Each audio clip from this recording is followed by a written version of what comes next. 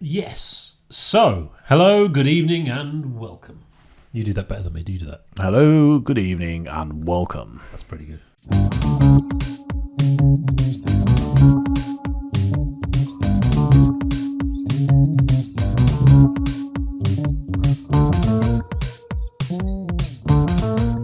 Most of our viewers won't understand who that is. So it's David Frost.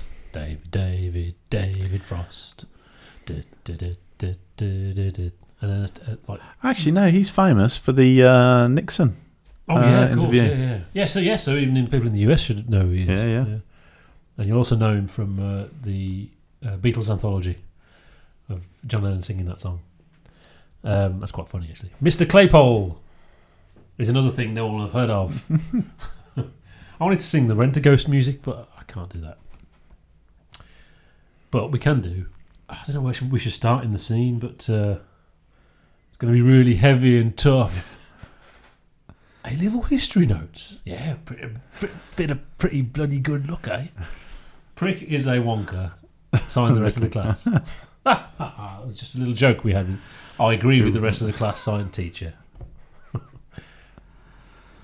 That is comedy history, that scene. Crop rotation in the 14th century was considerably more widespread after John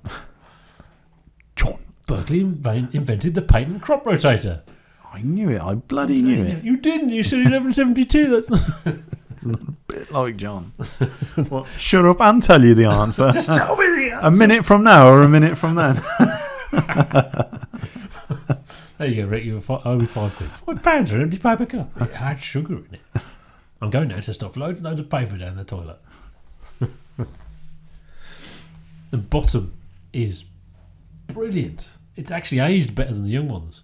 I don't think there's any individual scenes as good as that. Yeah. But overall, I mean, young ones has aged terribly. I think. Sarah doesn't know the young ones, you know. At all. No, not at all. Man, you've got to show a University Challenge episode. Is the one. Bambi.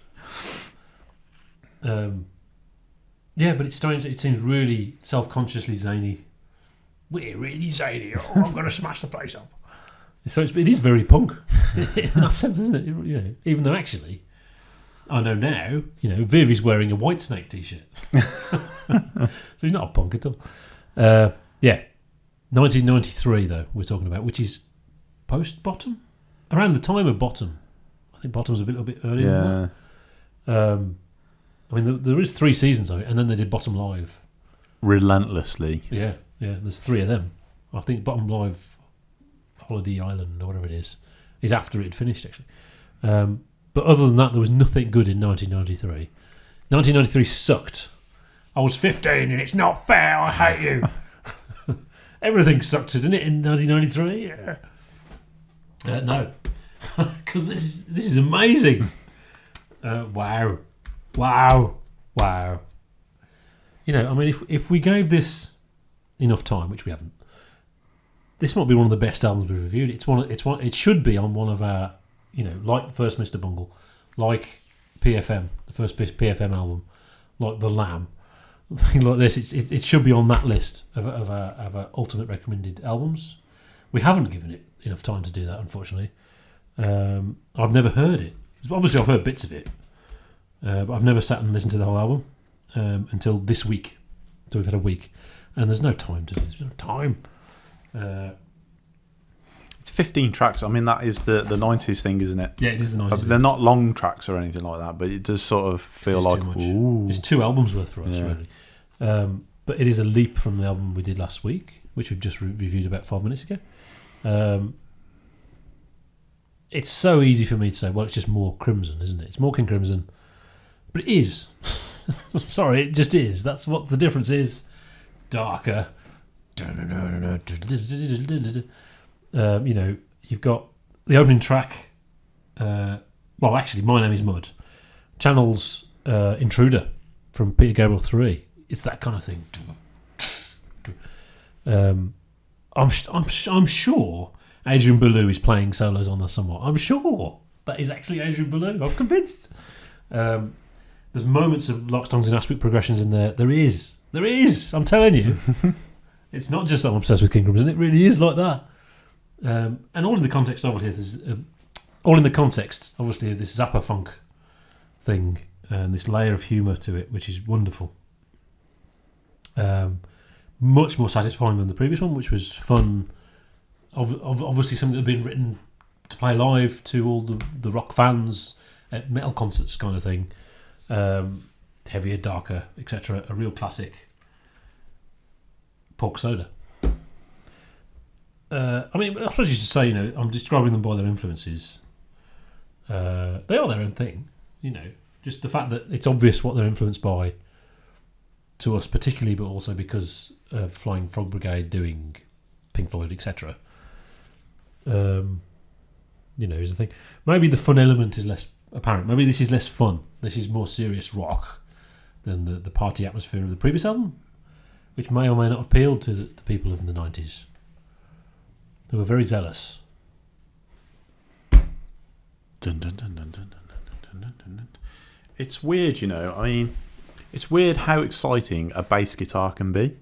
Normally a bass guitar is sort of buried in the sound, so you can barely make it out, yeah.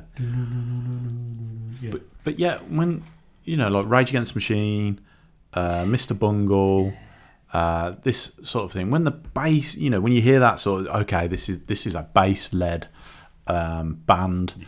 That's genuinely exciting. Yes. Yeah, and you hear it straight from the beginning. You're like, yeah, I'm going to really, really dig this. It's not long where you sort of the bass is definitely there, but that's not what's holding your attention. It's just really, really, really cool. It's the rhythm, really. Yeah, it's just sort of awesome. You just like layer of awesome after awesome after awesome. Yeah. It is. I could simply say it is like, was it Land of Cheese? Sea of Cheese. Sea of Cheese. Yeah. Sea of Cheese plus. Sailing the Sea of Cheese. Yeah, it's sort of like, but it is a bit more than that. It's sort of, it's just great. Yeah. It's fantastic. The question is, with 15 tracks, can they keep it up with all this the way one, through the album? And they do. More so, yeah. Yeah, it's amazing. It is amazing. Yeah, it's amazing how varied they can be from a very specific musical jamming context. Yeah. How varied it can be. I think we're getting to the point, is it 1,800 subs? Something like that, yeah. I thought we got to 2K, or nearly 2K. Sometimes it says 2K. I'm not sure how accurate it is usually. Maybe at 2,000. What episode are we on now? 116 or something. Okay, we're nowhere near a thing. Maybe we can do our sort of like a list of prog albums. Yeah, the Hall of Fame. Yeah, the Hall of Fame thing. I think Hall of Fame, yeah. maybe we're getting there because this will be on it and it'll be quite good to see what's on there actually. This came from a recommendation. Yes. A request, sorry. Request from our Patreon. From Patreon. Patreon.com/Wenton Yeah. And what a request. Yeah.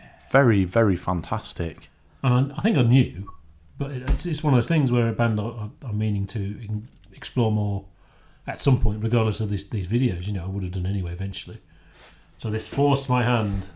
Well, you must listen to this now. Delve into Primus. Yeah. Well, fan-bloody-tastic. Yeah. Now, someone on a video of Nurse with Wound said, "Review something decent, please." This is decent. Well, you've got to like music. You've got to like notes, lots of notes and things like that. Not, I don't know. This is definitely music. This is sort of like the antithesis. It's an antithesis or a different side. Let's imagine music's a circle, yeah? Yeah. There's lots of different opposites, if you know what I mean. This is an opposite to Nurse with Wound in the sense that it is very note heavy. It uses actual instruments, but it pushes about the use of the instruments, and it's about pushing it to as far as you can with it still sounding like music and sounding good. And it is about players. Yeah. So in that sense, it's not like Zappa. Yeah. It's not really about composition. It's about the players and their channeling of their soul through the instrument stuff. It is that, because they are players and they are fantastic players. And it like I said, it is the. Or did I say that last week? I don't know. It's bringing in the bass out and the guitar has to take a back seat, just like Angel Dust, but way better than Angel Dust. I know the 90s people think Angel Dust is flawless, but I don't. Well, it's alright. But there's still awesome lead guitar on there. Its rhythm guitar is taken back. It's still there, but it's just a jangly junk, junk, junk, rather than, you know. And Justice for All is the antithesis, isn't it? Of you know, it's just, oh, we'll have to turn off the bass so we can have more. And you know, maybe that's weird as someone who, I'm a guitarist who was, when I was younger, certainly was a completely one-dimensional. Just listen to the guitar and nothing else. Block out the rest of the band in music. Just listen to the guitar. And yet, this is the thing. This is correct. What should happen? You should hear the bass. The bass is important. The concept of rock should include lots of bass. And when he's doing the really, really fast mini notes, it's just so awesome. It's just so awesome. It's fantastic. I think this is the big one. I think this is their most famous album, or the one you should listen to first, probably. They played the whole album in 2015, so I would assume so.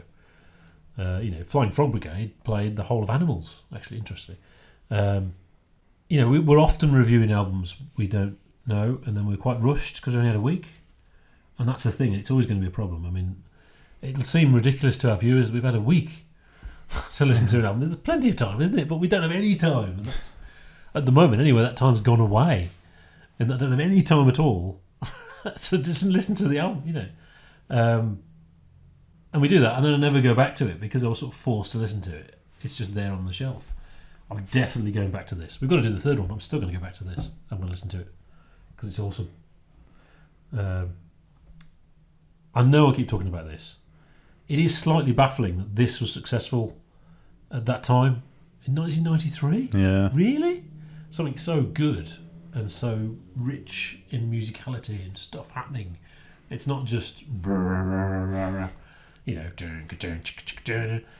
and it fits into that good music of that era. Like you said, Rage and Mr. Bungle and all those bands, Chili Peppers. There was something good then, and that was it. And it does fit into that. You know, and in 1993, Primus headlined Lollapalooza, alternative rock,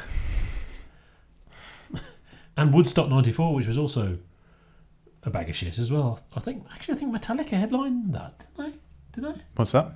Woodstock '94. I think they headlined. Yeah, I might have done. I remember listening to it and thinking the vocals sounded really weedy, having only heard the Black Album vocals, you know. And they were pelted with mud while singing My Name is Mud. And apparently he stopped the song and said, yeah, I asked for that bit, didn't I? But yeah, the bad vibes of those festivals in the 90s. I mean, we have talked about the late 70s bad vibes, you know, like the Animals tour, and also Led Zeppelin in 77 as well, the massive stadium concerts where people just go to have a party and there's a band playing over there. And people would light fires and all sorts of stuff like that. Really nasty atmosphere. What the hell happened there? I think it sort of exacerbated. It got worse and worse and worse through the 90s. I think and the sort of new metal. It was as the price of the beer went up. So if you're paying like £5 for like a plastic glass of warm beer, yeah, and someone knocks it out of your hand, and someone knocks it out of your hand, fuck you. Yeah, so you've got you've got the fuel. And you've got the ignition source all in one place there. You know, you've got alcohol, which makes people, reduces inhibitions. You've got like sort of quite angry music, which obviously the alcohol is going to exacerbate. And then you've got the fact that you're being ripped off, royally shafted by the organisers on the price of crap. I should imagine that be quite a lot. Maybe. I mean, maybe the music is getting more one-dimensional, and maybe you're a bit angry about that there just isn't anything really doing it for you. But I think the fact that Metallica made it so big speaks, especially in America. There's a lot of anger about the place. Yeah. I mean, Metallica used to be good in the 80s. Yeah, but I mean, it's angry music, isn't it? I mean, it's not like a loving. And I should imagine people are going there to go mental. Yeah, and I mean, you could say, well, it's become commercialised and etc. It's not like it was, man. I mean, there's that someone linked to this when we talked about 90s. I think it was when we said 90s music is crap. Someone linked to this great thing with Fish.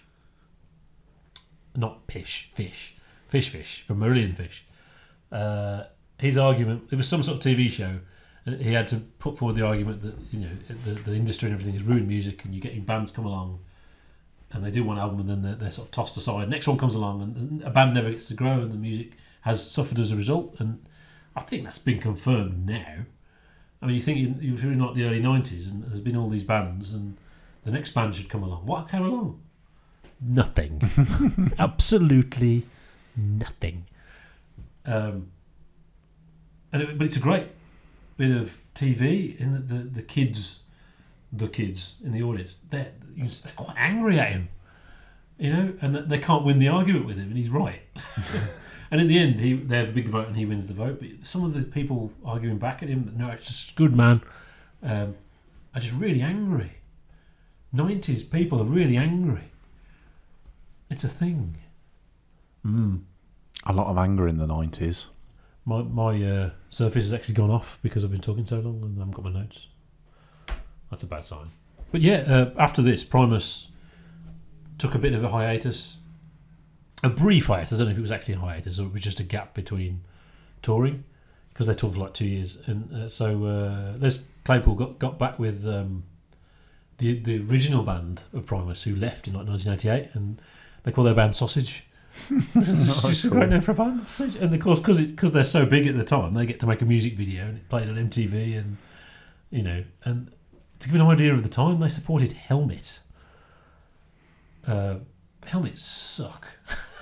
It's just dreary, one-dimensional. I'm cool and I'm really depressed music. But they also supported Henry Rollins band, who were cool. great. If you don't know solo Henry Rollins, watch Liar, the video for Liar. You have to watch the video as well. It's great. But Sausage were much more conservative, so I wonder if actually, over time, this was really the 80s Primus, and over time they got more imaginative and actually got more freedom from Fame at this point, because of the record company execs come downstairs and come into the thing, and rather than saying, well, you should change the bridge to here, they're like, oh gee, this is really zany music, isn't it? What are you doing? Just like in the 70s where they didn't know what the hell they were doing, they just let them get on with it. So maybe that's a thing. It's so unpretentious as well, which is great to be that weird and be that interesting and so creative and so unpretentious. Oh yeah, and in fact, in Sausage, one of the band members described their music video of the gods above the blue sky peddling the works of the universe. The black goddess woman, the personification of sensuality within the music. Mother Earth communicating the lines of the music to the people, adults, but they're like kids. So basically, we're teaching the kids how to dance. And Les Claypool said, I thought it would look cool, it looked like a giant penis, and we were the blue sperm. So the other guy was probably taking the piss, but still, I like the unpretentiousness of it. That's great. Yeah. This is 5 eggs, and it may well be a 6 eggs. I can't give it a 6 eggs yet. It may well be a 6 eggs. Yeah. This is one you should get. If you like what we're talking about, by the sound of it, you should listen to this. It is fantastic. Yeah. You'll love it. Great recommendation there, or request from Patreon. So yeah, we will be back next week. Next week for you, but in several weeks for us, with Tales from the Punch Bowl is the other one. I think we're doing the right ones. I think so. Hopefully.